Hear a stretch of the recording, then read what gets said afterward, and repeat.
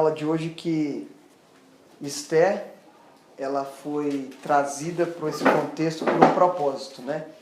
A gente vai ver que o rei Assuero, em algumas traduções, o rei Xerxes, ele tinha feito uma festa para demonstrar toda a grandeza do seu palácio, a grandeza do seu poder, e fazendo essa festa que demorou 6 meses, eles vão bebendo, vão se divertindo, e no final da festa ele ainda tem uma festa de 7 dias que ele oferece para todos aqueles que estavam em Suzã.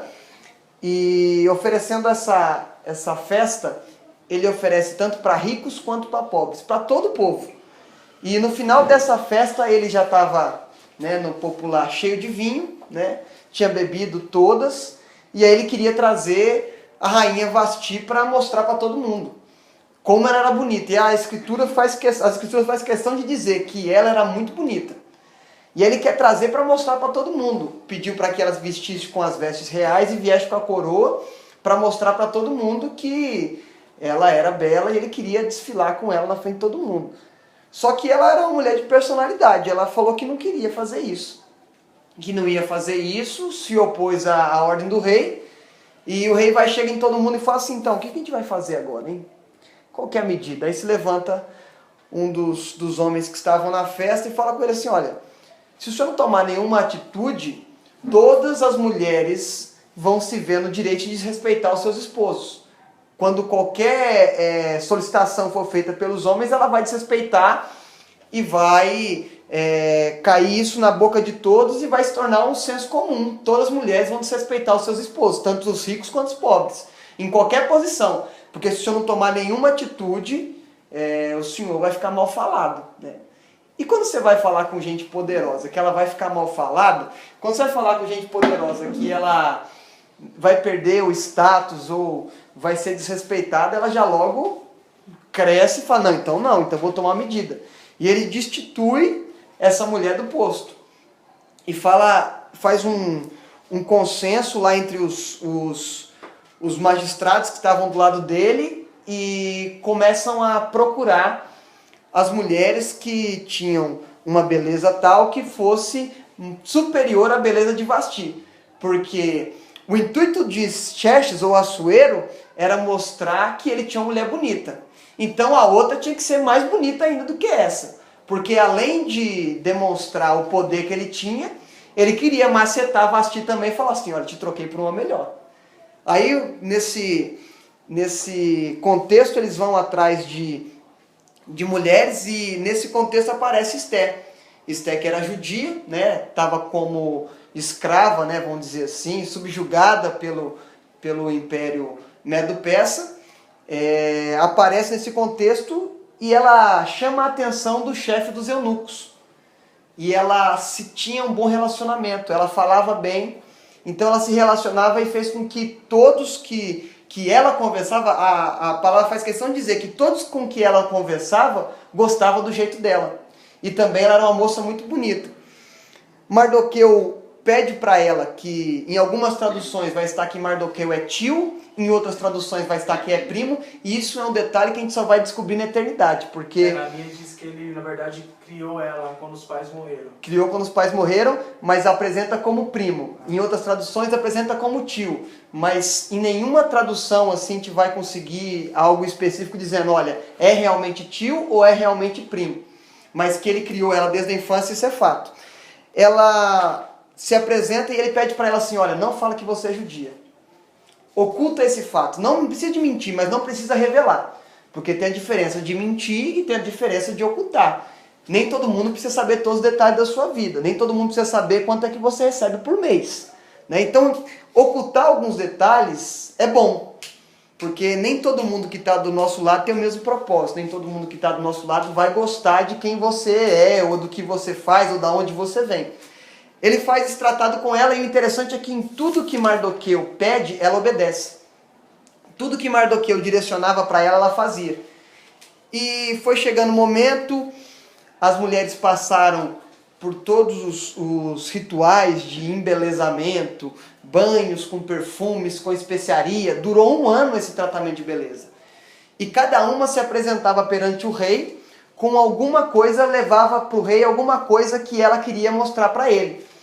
E ela alcançou tanta graça no chefe dos eunucos que o chefe dos eunucos deu dica do que era interessante levar para mostrar para o rei. Quando ela apresenta-se na presença do rei, leva aquilo que o chefe dos eunucos deu para que ela oferecesse e apresentasse ao rei, ele vê que ela é a mais bela de todas, isso visualmente, e foi a que mais agradou ele. Então ela foi escolhida e foi nomeada rainha. Agora Esther está no palácio. Esther está no palácio e Mardoqueu era um homem que ele estava sempre antenado no que estava acontecendo. Ele estava na porta do palácio lá e ouviu 2 servos do rei, nervoso com ele, e falou que iam matar o rei. Ele ouve, fala com Esther, Esther fala com o rei Assuero, Assuero vai investigar e descobre que isso é verdade. Manda matar os 2. E ele faz questão de marcar no livro das crônicas dos reis. Ele faz questão de anunciar que Mardoqueu fez uma coisa muito boa para ele. Livrou a vida dele, porque se eram chefes da portaria, ele tinha que passar várias vezes. Para matar o rei era fácil, em qualquer descuido. Então foi algo notável que ele fez. E Mardoqueu estava sempre à porta. De repente, esse rei tinha um funcionário chamado Amã que estava galgando alguns postos. Ou seja, ele estava numa carreira política. E ele chega a primeiro-ministro. A pessoa que abaixo de Assuero era mais importante. Então ele chega ao cargo de primeiro-ministro. E o rei Assuero falou assim, todos têm que se prostrar como sinal de reverência e respeito a você quando você passar. Porque você é o homem abaixo de mim mais importante do Império Medo-Persa. Interessante que ele passava na frente de todos, só que Mardoqueu não se prostrava. Mardoqueu não se prostrava, e quando os outros iam perguntar, por que você não se prostrou? Por que você não prestou reverência? Não, porque eu sou judeu. Eu não vou fazer isso. E aí isso, com quem tem um ego grande, quando ele não é feito a sua vontade, quando não é feito aquilo que ele quer, ele gosta de pisar, né? Ele gosta de macetar.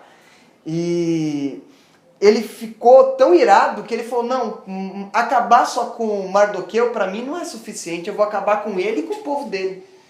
Interessante que ele não se contenta somente em prejudicar aquele que fez o desrespeito, entre aspas, a ele. Ele quer matar todo o povo.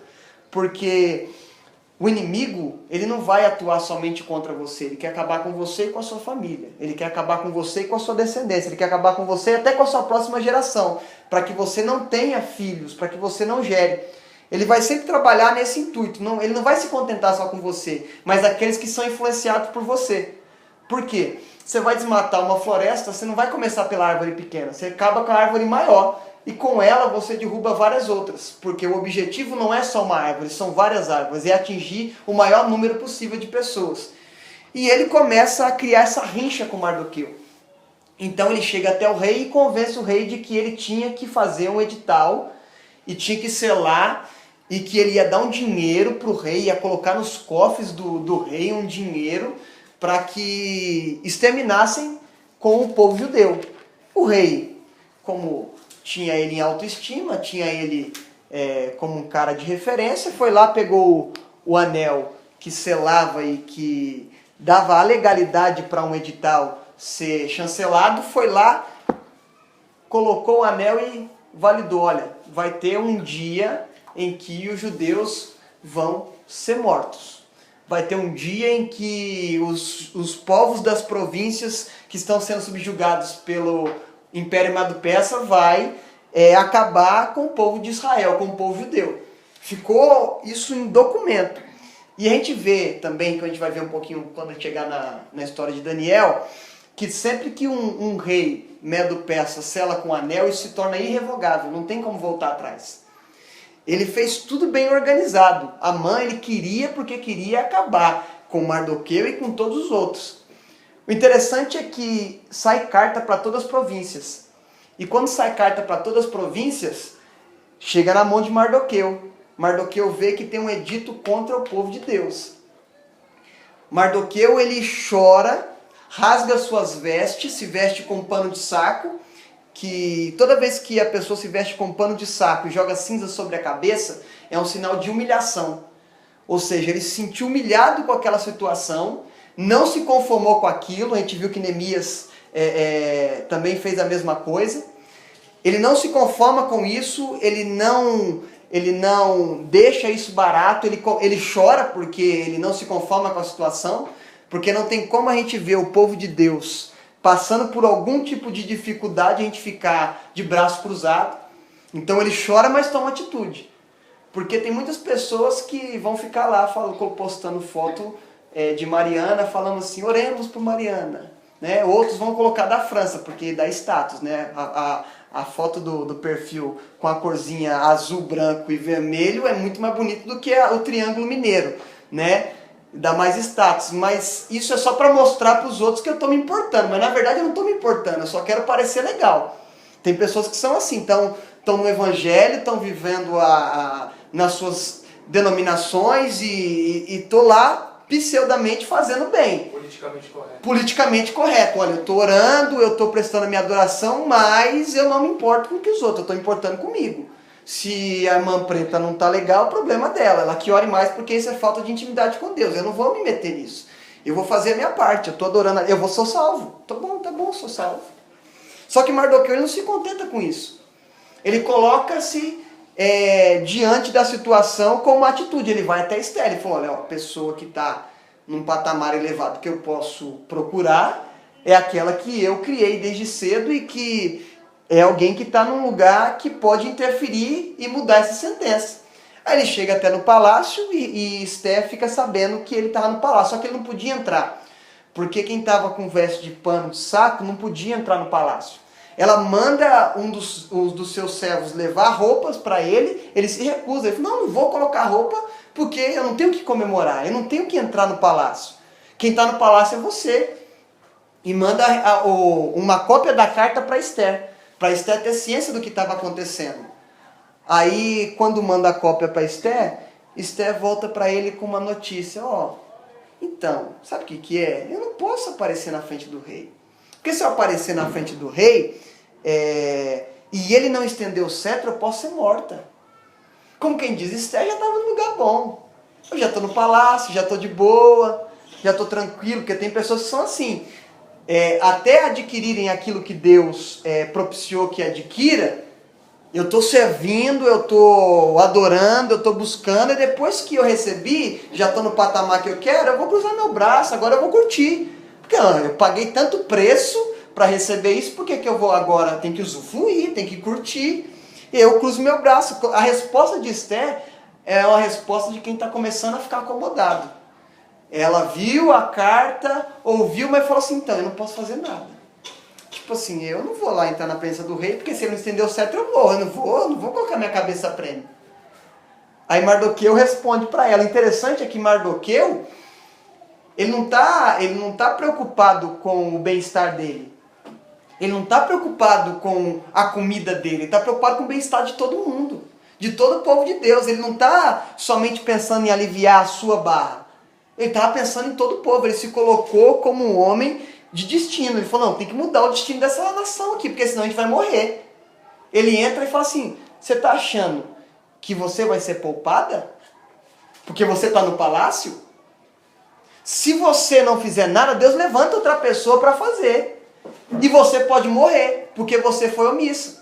O interessante é que Mardoqueu não vai dar uma palavrinha assim, minha filha, então tá bom. Fica aí curtindo a sua mordomia no palácio, fica aí de boa no palácio, fica aí tranquilinha no palácio. Fica aí curtindo os seus anos de rainha, de majestade. Fica aí de boa. Não, ele confronta ela. Fala, poxa, você acha que a posição que Deus te colocou aí é para você ficar de boa? Ele faz a pergunta, ele fala assim, será que não foi para esse momento que o Senhor te colocou como rainha? Ou seja, será que você não está aí somente por causa de um propósito? Porque tem pessoas que acham que depois que adquirem o posto que ela galgou tanto tempo, ela não precisa fazer mais nada para Deus. Ela não precisa fazer mais nada, não, já atingiu o patamar de semideus, agora eu tenho que só dar ordem. Agora eu tenho que só curtir, agora eu tenho que mandar as pessoas lamber o chão que eu piso. E não é assim que funciona. Quando a gente está em algum determinado lugar, em alguma função, é para um propósito. Deus não coloca ninguém em algum lugar sem propósito. Se a pessoa está no lugar e não tem propósito, então não foi Deus que colocou. Ela está lá por conta própria. A gente tem que entender que cada um de nós está num determinado lugar por um propósito. Eu estou numa empresa, não é para eu ganhar dinheiro, é por um propósito de Deus. O ganhar dinheiro é uma consequência do propósito de Deus estando naquela empresa. Ah, se eu estou na faculdade, é um propósito de Deus estar na faculdade. Não é somente para eu ter um diploma. O diploma é a consequência do propósito de Deus com eu estando na faculdade. É que a gente sempre vai colocar o nosso bem-estar primeiro do propósito de Deus. E a gente entende errado o agir de Deus. Deus colocou a gente numa empresa, é para ser um canal de bênção naquela empresa. Deus colocou a gente na universidade, é para ser um canal de bênção. Tem gente que está indo para a faculdade para ser um canal de destruição. Porque se mistura com porco e vai comer farelo. Outro está na empresa, é agente secreto. Ninguém sabe que ele é cristão. Ninguém consegue ver a luz. Porque ele não está brilhando lá. Eu não falo que a gente tem que estar na empresa toda hora falando assim, ó, você tem que aceitar Jesus, você tem que mudar de... Não. É você agir de forma com o propósito que Deus tem para você. Você agindo assim, as pessoas vão te ver diferente. E sempre que precisar da luz brilhar, ela vai brilhar. Sem ser imposto isso. Porque tem pessoas que acham que também tem que enfiar o evangelho de Deus, de Cristo a goela abaixo. Você tem que aceitar isso, você não vai para o inferno. Isso aí deu certo nos anos passados, hoje não dá mais certo. O povo é inteligente. Sabe que essa mensagem não funciona mais. A maior mensagem é o nosso testemunho. Aí Mardoqueu ativa o propósito em Esther. Ele dá um chacoalhão nela, confronta ela, porque tem muitas vezes que nós vamos ser confrontados. Porque a gente está no lugar, tem uma tarefa para cumprir e não cumpre. Tem que alguém de fora vir e dar um chacoalhão. Fala assim, poxa, mas você vai ficar assim a vida inteira? Você acha que você nasceu para ser membro de banco? Eu sempre falei isso e vou falar de novo, membro de banco é prego, madeira. Isso que é o membro de um banco. Você não nasceu para ficar sentado no banco e achando que a salvação é só isso que Deus tem para você, que não é. Deus tem muito mais a nós do que uma salvação.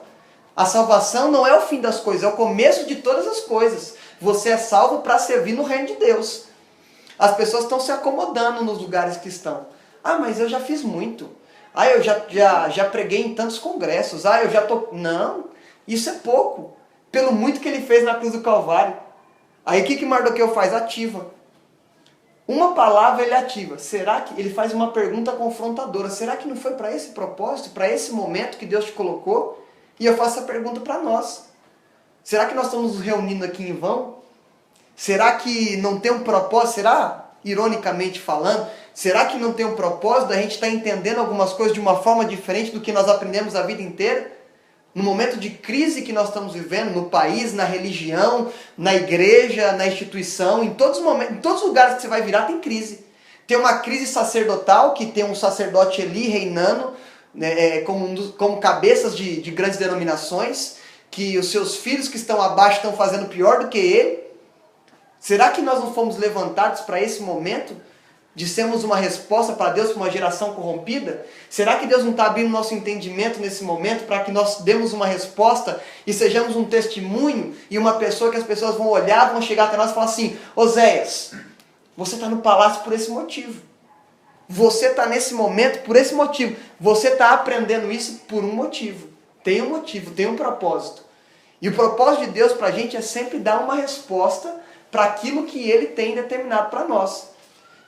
Mas muitas das vezes, se nós não acordarmos, Deus usa outro meio. Deus não vai ficar esperando você. Não vai. O propósito dele vai ser realizado com ou sem você.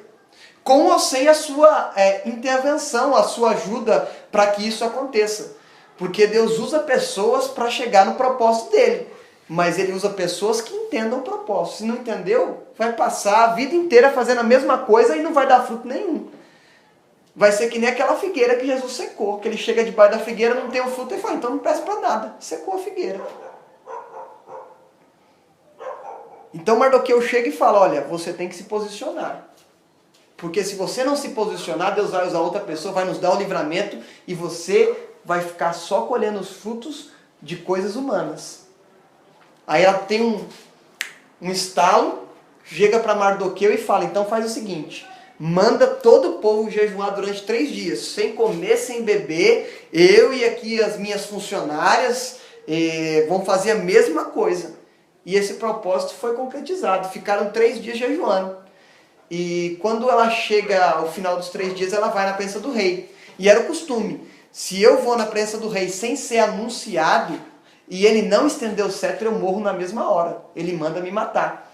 Ela aparece porque não era o tempo dela aparecer, porque tinha um tempo determinado para que as mulheres, as esposas do rei ou a esposa do rei, aparecessem na frente dele.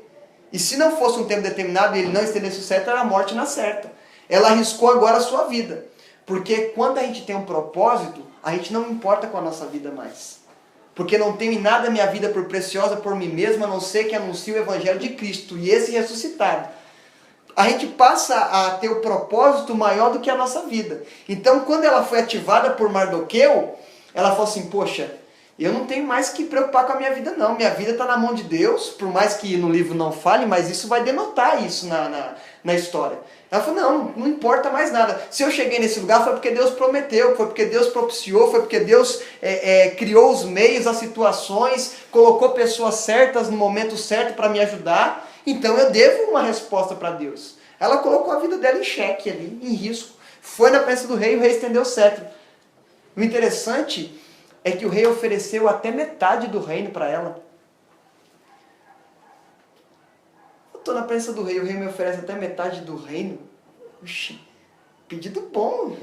Achei que ia morrer, né? Agora me dá metade do reino é um pedido muito melhor do que eu sou tentado a pedir metade do reino, porque isso não era um reino qualquer, era um império que estava governando o mundo todo.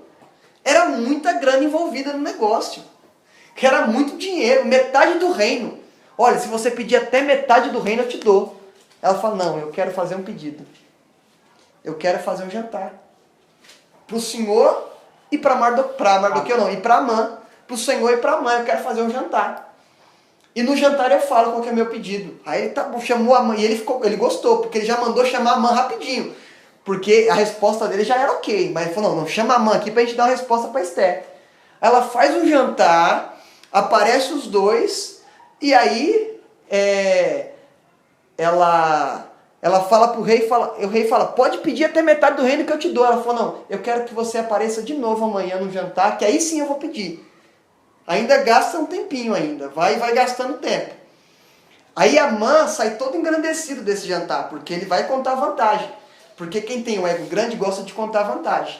Então ele sai na beira do palácio, Mardoqueu de novo não prostra perante ele. Ele fica louco da vida. Chega em casa, conta para a esposa fala, olha, faz uma forca de mais ou menos uns 20 metros de altura e manda o rei me enforcar na mão.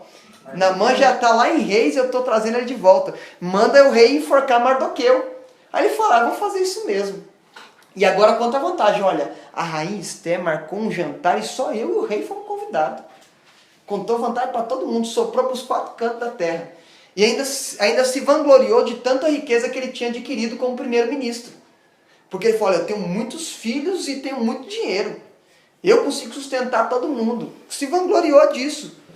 Aí quando ele vai para esse jantar, a Esther se posiciona, conta para o rei a história, o rei fica enfurecido. O rei fica enfurecido com a postura de Amã. Ele sai para o jardim, quando ele volta, Amã está se jogando nos pés de Esther, pedindo, pelo amor de Deus, salva a minha vida. Aí ele olha a cena, é interessante que ele olha a cena de longe, porque ele está no jardim do palácio e o jantar está acontecendo no saguão. Ele olha e vê Amã nos pés da rainha. Ele fala, será que ele quer fazer algum mal para minha esposa na minha frente? Esther conta todo o mal que ele tinha feito. E um dos homens que estava no palácio fala assim, olha, ele tem uma forca no quintal dele lá, de 20 metros, manda enforcar ele lá. O interessante é que ele deixou bem claro que a forca era para um propósito de acabar com a vida de Mardoqueu, envergonhar ele na frente de todo mundo. Porque ao ponto dos funcionários do palácio estar sabendo, todo mundo está sabendo que aquela forca era para Mardoqueu. Que aquela forca era para acabar com ele. E ele é exposto naquela forca. Só que antes disso, eu cortei um pouquinho da história, Antes disso, quando Amã está entrando no palácio, o rei tinha ficado sem dormir e pediu para trazer o livro das crônicas, dizendo assim, que Mardoqueu tinha usado de benevolência. Ele perguntou, mas que foi feito para esse homem? Aí o servo dele falou, não foi feito nada. Amã está entrando no palácio, entra no palácio, o rei vê ele e fala, manda Amã vir aqui. Aí Amã já, todo pomposo lá, o que eu devo fazer para honrar o homem de que o rei se agrada? Aí Amã já achou que era ele, quem que o rei se agrada além de mim? Eu sou o primeiro-ministro, eu sou o cara, a síndrome do Roberto Carlos baixou nele. E ele falou, não, o senhor pega as vestes reais, pega o cavalo que o senhor monta, pega a coroa e anda com ele no meio da praça, dizendo que essa honra é para aquele que o rei se agrada. E aí o rei manda falar, então chama Mardoqueu lá e faz isso com ele. O interessante é que muitas das vezes aqueles que arquitetam alguns planos e que agem de forma ardilosa, eles caem na armadilha que eles prepararam para você. Porque aqueles que estão diante de um propósito, aqueles que estão diante de uma visão, aqueles que estão entendendo o que Deus quer fazer, eles não agem para se vangloriar. Porque você vai ver que o propósito de Mardoqueu é sempre coletivo. O de Amã é sempre pessoal. Eu quero me engrandecer, eu quero que meu nome seja exaltado. Mardoqueu está sempre pensando no coletivo. E Deus ama quem pensa nos outros. Aí o que acontece? Ele tem que desfilar com todo mundo, na frente de todo mundo, com Mardoqueu em cima do cavalo, e ele puxando o cavalo. É interessante como e Mardoqueu não pediu isso. Mardoqueu não orou para Deus assim, falou assim, eu quero que o sabor de mel se concretize na minha vida. Hoje eu quero cantar sabor de mel. Não, ele agiu da mesma forma que ele agia. Foi honrado e voltou para a porta do palácio. Não ficou se vangloriando, olha, eu andei no cavalo do rei. Não, voltou para a porta do palácio. Porque para quem tem um propósito, não importa o quanto ele seja honrado, ele continua sendo a mesma pessoa. Porque tem pessoas que não podem ser honrado. É honrado, daqui a pouco, já nariz empina, já olha com acepção. Aqueles que andavam com ele não podem mais andar, porque eu tenho que andar com outro povo que é elitizado. Não, você é ralé. Não, Mardoqueu volta para o mesmo lugar, para a mesma posição. Tem esse jantar, acontece o que eu disse, Amã é enforcado depois desse jantar, porque o rei ficou enfurecido, e agora é uma inversão de papéis. Mardoqueu é posto como primeiro-ministro, no lugar de Amã. Esther chancela um edito dizendo que ele vai cuidar de todas as riquezas, e o povo recebe o direito de se defender de todos aqueles que iam lutar contra os judeus. Por quê? Se era um edito que era irrevogável, o rei não podia voltar atrás e falar que o povo não podia mais lutar contra o povo judeu. O povo ia lutar contra o povo judeu, porém o povo judeu poderia se defender. E o povo judeu se defendeu, foi uma matança só em todas as regiões, ninguém conseguiu prevalecer e o povo de Israel não poupou ninguém. O povo judeu não poupou uma só alma daqueles que se levantaram contra. O rei deixou Mardoqueu como primeiro-ministro, Esther continuou como rainha, o povo saiu vitorioso e se deu a festa chamada Festa do Purim. Porque essa festa do Purim era uma festa que não está nas festas comum da lei. Não está. É uma festa que veio depois da lei. Porque as festas da lei, você vai ver a festa das primícias, você vai ver a festa dos tabernáculos, você vai ver a festa da Páscoa. Essa festa do Purim é uma festa atípica, porque a festa do Purim é o dia em que o povo de Israel destruiu todos os seus inimigos. Esse é o significado da festa do Purim. Por quê? Porque uma pessoa se levantou com um propósito, ativou outras pessoas a terem o mesmo propósito, que foram colocar em jejum e oração. Essa pessoa chegou numa pessoa que poderia decidir, que era Esther. Mardoqueu se colocou como homem de Deus. Chegou em Esther e falou, você tem que ser uma mulher na posição que Deus quer que você esteja. Porque não foi para isso que você não ficou no palácio para curtir, você ficou no palácio para um propósito que Deus tem. Ativou ela, colocou ela, direcionou, porque homens que têm propósito direcionam pessoas para o propósito. Homens que não têm propósito direcionam pessoas para si mesmo.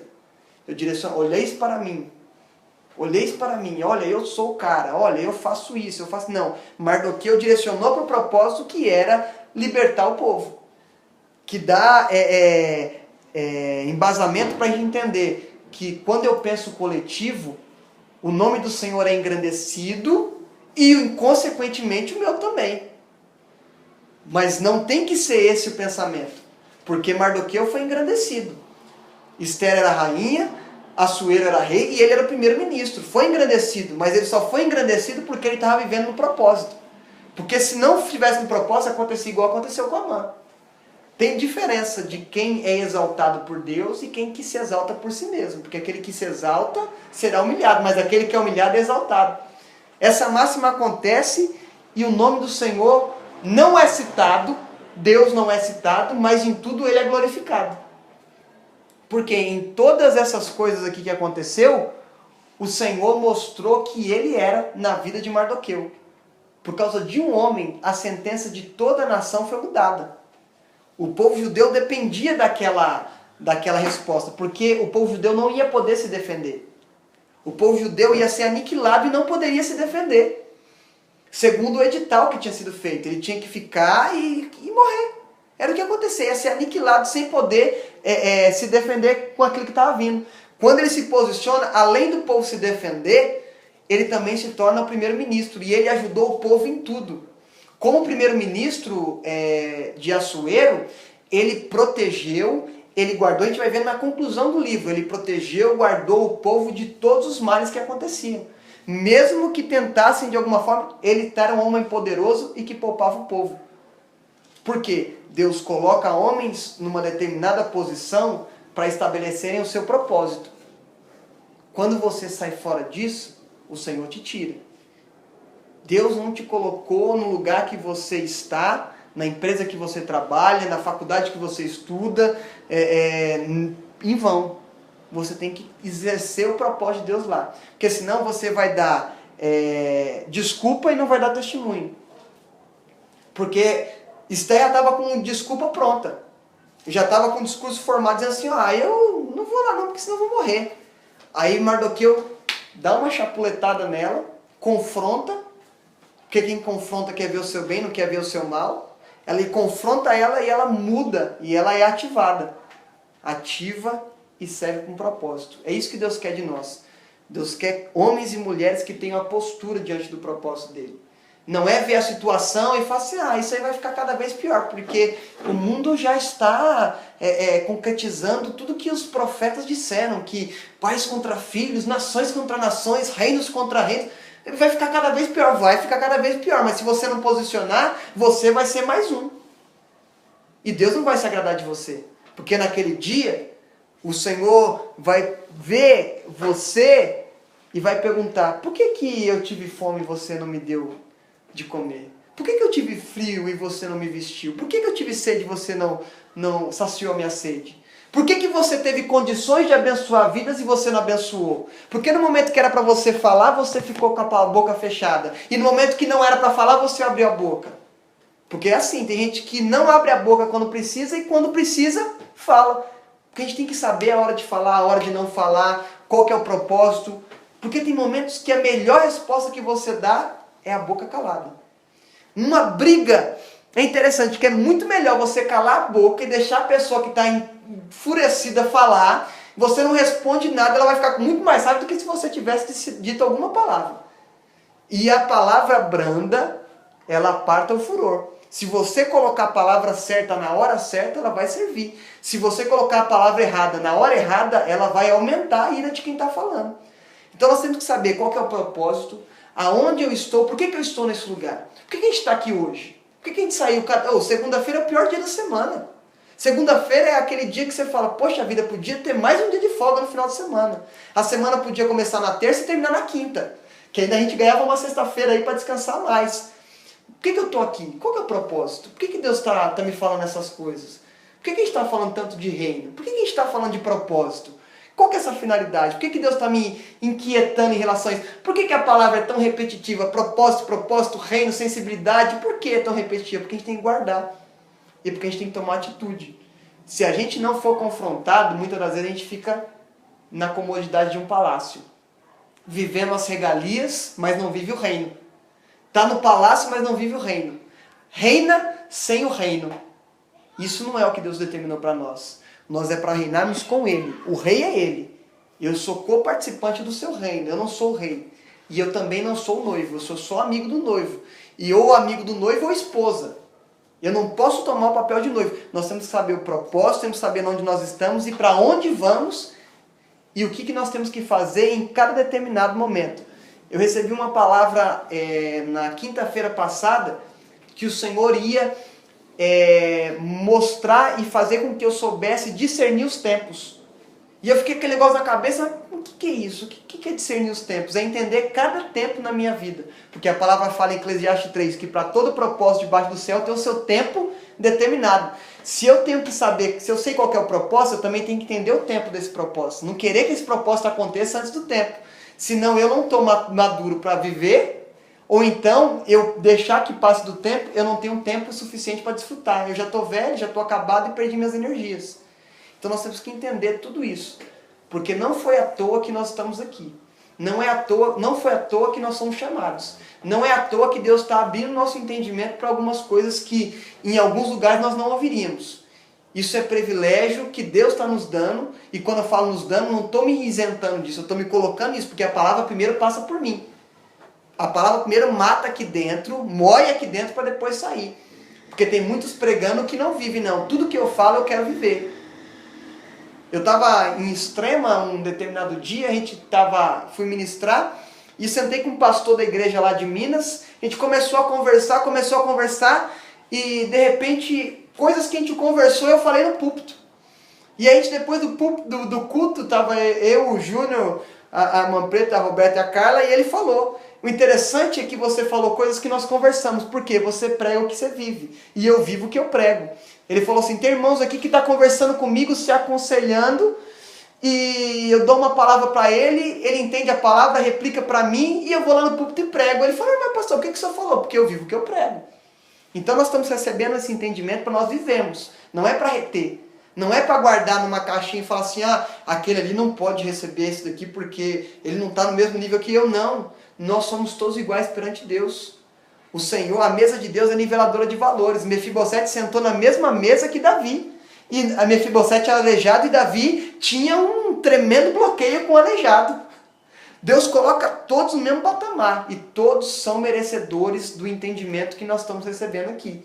Então, se alguém está precisando de uma palavra, não retenha, libera a palavra, porque às vezes você está sendo Mardoqueu, você está ativando a pessoa. Mas eu não sei falar como fulano, beltrano, não precisa, fala como você fala. Porque quando Jeremias foi dar desculpa para Deus, ele falou assim, olha, não fala que você não passa de uma criança, porque eu vou colocar as minhas palavras na sua boca.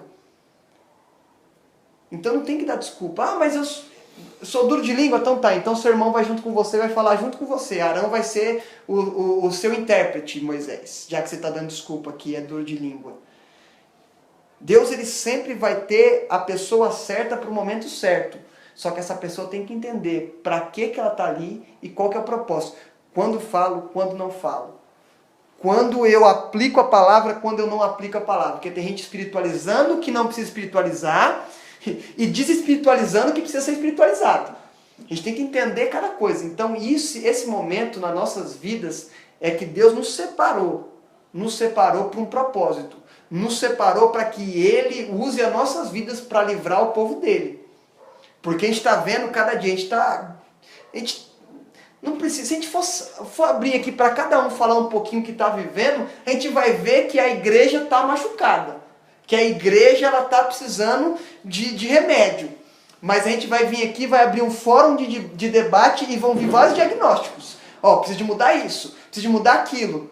A gente vai vir diagnóstico. Mas a gente não tem que vir com diagnóstico. Diagnóstico a gente já está cheio, a gente tem que vir com remédio. Mas está com problema no fígado. É esse o remédio. Está com problema no rim. É esse o remédio. A igreja está precisando... Você é o remédio que a igreja precisa para melhorar. É por isso que Deus nos colocou nesse momento de crise. Para que nós demos uma resposta para Ele. Por isso que o Senhor chamou Esther naquele momento. Porque ela era a pessoa que ia mudar a situação.